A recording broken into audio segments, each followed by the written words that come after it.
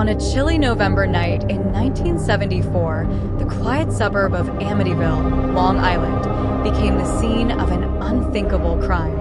Ronald DeFeo Jr., 23, methodically murdered his entire family as they slept, his parents and 4 siblings. This horrific act would set the stage for one of America's most infamous haunted house stories. Just over a year later, George and Kathy Lutz, along with their 3 children, moved into the house at 112 Ocean Avenue.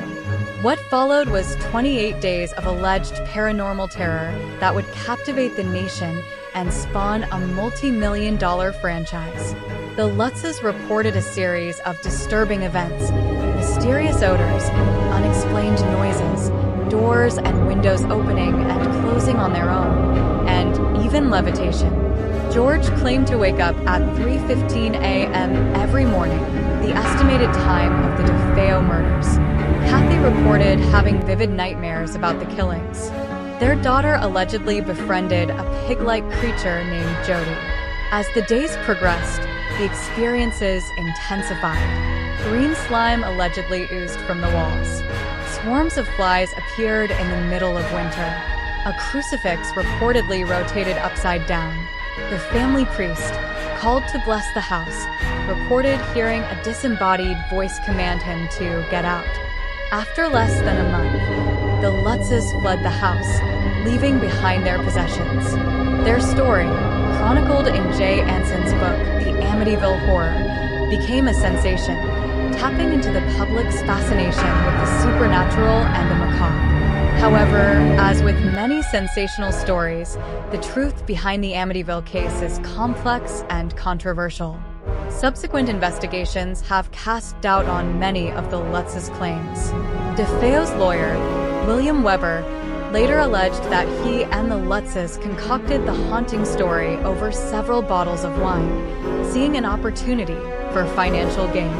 Despite the skepticism, the Amityville story has endured, spawning numerous books, films, and documentaries. It's become a cultural touchstone, blending true crime with supernatural horror in a way that continues to captivate audiences decades later.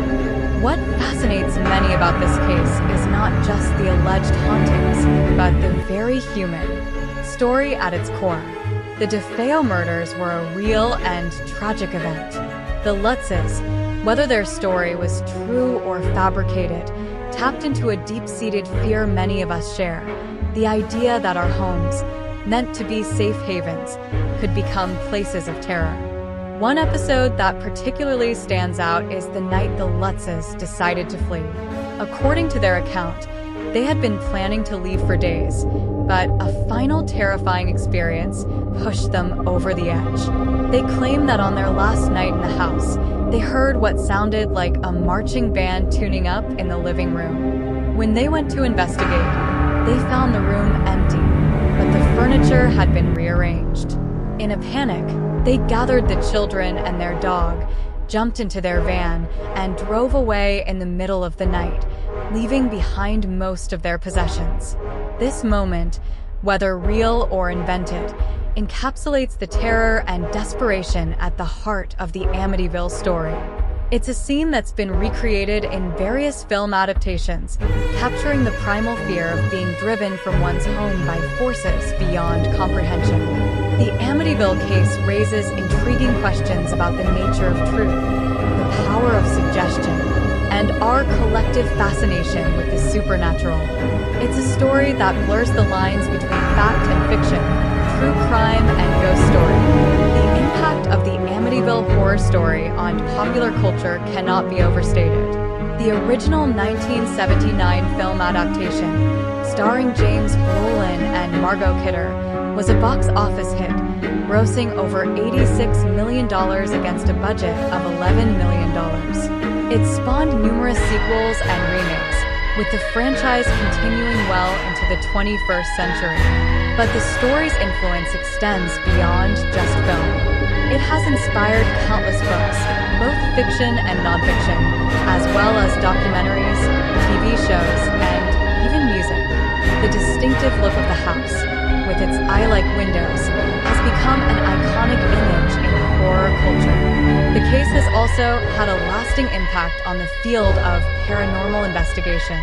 It brought attention to the work of Ed and Lorraine Warren, self-proclaimed demonologists who investigated the house and declared it haunted. The Warrens went on to become famous paranormal investigators, with their cases inspiring the popular Conjuring film franchise. Despite the controversy surrounding the veracity of the haunting, the Amityville house continues to attract curiosity seekers and paranormal enthusiasts. The current owners of the house have reported no supernatural occurrences, and the address has been changed in an attempt to deter tourists. Yet the legend persists. In the end, the Amityville horror story serves as a fascinating case study in the power of storytelling and the blurring of fact and fiction.